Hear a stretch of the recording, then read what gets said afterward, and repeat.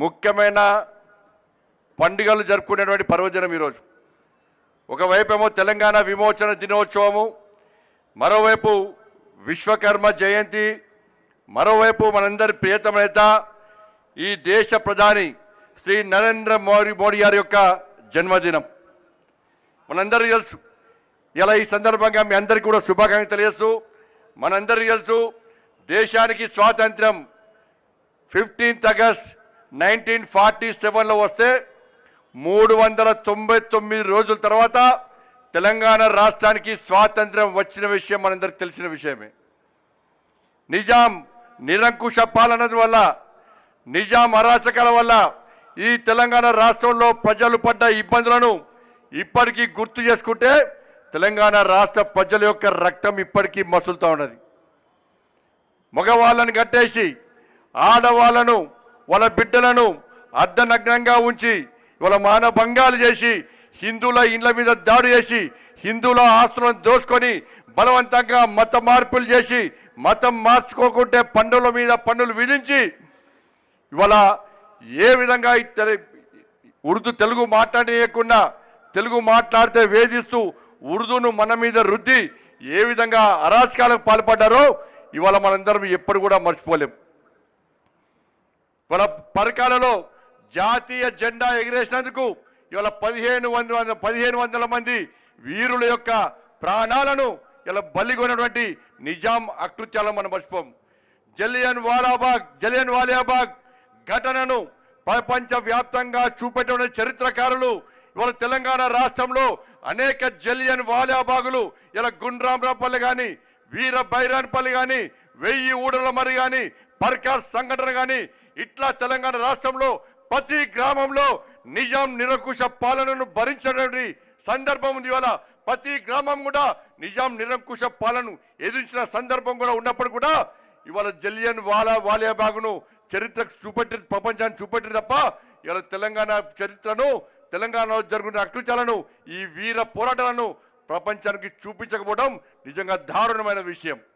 ఇవాళ ఈ సందర్భంగా ఈ పోరాటాలను ఎప్పుడు మర్చిపోవద్దు. ఈ పోరాటాలను భావితరాలకు చూపెట్టాలని చెప్పి ఇలా భారతీయ జనతా పార్టీ ప్రభుత్వం ఈరోజు ముందుకు వచ్చిన విషయం గుర్తుంచుకోవాలి. ఆనాడు సర్దార్ వల్లభాయ్ పటేల్ ఈ తెలంగాణ రాష్ట్రానికి స్వాతంత్ర్యం రాకుంటే ఈ తెలంగాణ రాష్ట్రాన్ని స్వతంత్ర రాజ్యాంగంగా ఉంటే భారత మాత కడుపులో క్యాన్సర్ గడ్డ ఉన్నట్టే అని భావించి ఇలా నిజాం మెడలు వంచి ఈ తెలంగాణ రాష్ట్రానికి విముక్తి కల్పించిన వీరుడు చూడు సర్దార్ వల్లభాయ్ పటేల్. తెలంగాణ సమాజం ఆలోచించాలి. ఆ రోజు తెలంగాణకు సర్దార్ పటేల్ విముక్తి కల్పించకుంటే ఇవాళ మన స్వతంత్ర రాజ్యాంగాన ఉంటే, ముస్లిం రాజ్యాంగాన ఉంటే ఇవాళ పాకిస్తాన్లో కలిస్తే ఇవాళ మనది మరో పాకిస్తాన్, మరో బంగ్లాదేశ్, మరో శ్రీలంక లెక్క ఆకలి చావులతో అల్లకల్లోలమయ్యే పరిస్థితిని ఒక్కసారి తెలంగాణ సమాజం గుర్తించాలి. అందుకే సర్దార్ వల్లభాయ్ పటేల్ యొక్క ఈ త్యాగాన్ని గుర్తించి, వారి యొక్క వీరత్వాన్ని గుర్తించి, వారి ధైర్య సాహసాన్ని గుర్తించి ఈ తెలంగాణ రాష్ట్రంలో సర్దార్ పటేల్ యొక్క చరిత్రను తెలంగాణ సమాజానికి చూపెట్టడానికే ఇలా కేంద్రంలోని నరేంద్ర మోడీ గారి ప్రభుత్వం ముందుకు వస్తున్న విషయాన్ని మనం గుర్తుంచుకోవాల్సిన అవసరం ఉంది. ఇవాళ నరేంద్ర మోడీ గారి యొక్క ఆదేశాల మేరకు అభినవ సర్దార్ పటేల్ కేంద్ర హోంశాఖ మంత్రులు శ్రీ అమిత్ షా గారు ఈ తెలంగాణ రాష్ట్ర పోరాట చరిత్రను తెరమరుగు కావద్దు, భావితరాలకు స్ఫూర్తిదాయకంగా ఉండాలి, ఇది వీరోచిత పోరాట చరిత్ర అని భావించి ఇవాళ తెలంగాణ విమోచన దినోత్సవాన్ని ఈ తెలంగాణ రాష్ట్ర పాలకులు అధికారికంగా నిర్వహించకపోయినా కూడా ఇవాళ అమిత్ షా గారి నేతృత్వంలో ఇవాళ తెలంగాణ రాష్ట్రంలో ఇవాళ తెలంగాణ విమోచన దినోత్సవాన్ని కేంద్ర ప్రభుత్వం అధికారికంగా నిర్వహించడానికి గెజిట్ను ప్రకటించి ఇవాళ కేంద్రంలో భారతీయ జనతా పార్టీ ప్రభుత్వం ఏర్పడిన తర్వాత ఈ తెలంగాణ విమోచన దినోత్సవాన్ని అధికారికంగా జరుపుతున్న విషయాన్ని మరి గుర్తుంచుకోవాలి. తెలంగాణ సమాజం గుర్తుంచుకోవాలి. తెలంగాణ విమోచన దినోత్సవం అంటే ఈ తెలంగాణ విమోచన నిర్వహించుకునే అర్హత కేవలం భారతీయ జనతా పార్టీకి మాత్రమే ఉందన్న విషయాన్ని గుర్తుంచుకోవాలి. 26 సంవత్సరాలుగా ఈ తెలంగాణ రాష్ట్రంలో తెలంగాణ విమోచన దినోత్సవాన్ని అధికారికంగా జరపాలని చెప్పి భారతీయ జనతా పార్టీ కార్యకర్తలు అనేక మంది ఇలా పరేడ్ గ్రౌండ్లో జెండా ఎగరడానికి కలెక్టరేట్ లో జెండా ఎగరడానికి ప్రయత్నిస్తే ఈ తెలంగాణ రాష్ట్రంలో ఉమ్మడి ఆంధ్రప్రదేశ్ లో కూడా పాలకులు భారతీయ జనతా పార్టీ కార్యకర్తలు లాఠీ చార్జ్ చేసి కాళ్ళు చేతులు విరగొట్టి రక్తాన్ని చిందించడానికి కార్యకర్తలు భారతీయ జనతా పార్టీ కార్యకర్తలు.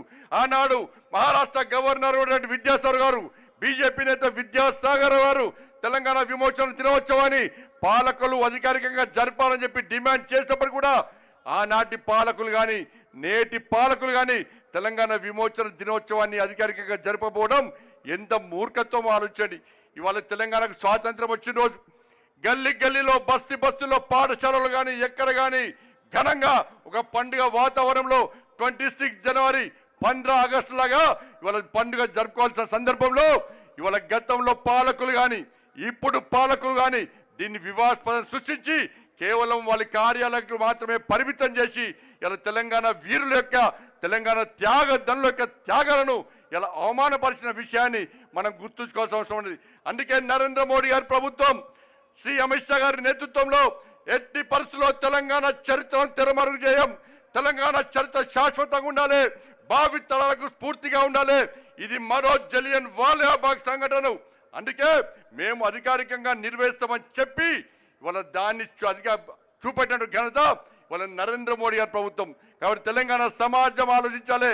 ఈ పాలకులకు కుతంత్రాలను తెలంగాణ సమాజం ఆలోచించాలి. పాలకులు సమాధానం చెప్పాలి. తెలంగాణ విమోచన దినోత్సవాన్ని అధికారికంగా జరపడంలో మీకు ఉన్న ఇబ్బందులని ఓట్ బ్యాంక్ పాలిటిక్స్, ఒక వర్గం ఒకటి కోసం ఈ రోజు తెలంగాణ విమోచన దినోత్సవాన్ని వివాదాస్పదంగా చేస్తున్న విషయాన్ని తెలంగాణ సమాజం ఆలోచించాలి.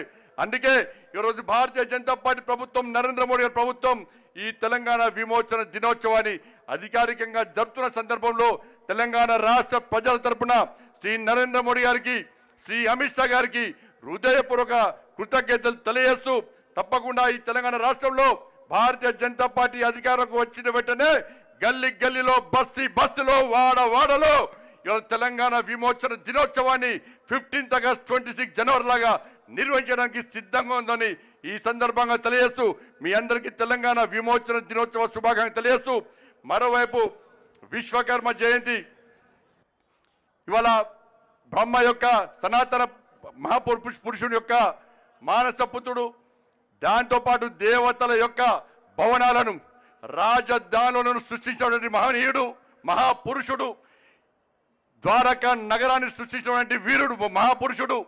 ఇవాళ ఇంజనీర్స్, కర్షకులు, కార్మికులే కాకుండా ప్రతి హిందువు ఒక ఘనమైన పండుగగా భావించేటువంటి విశ్వకర్మ జయంతి.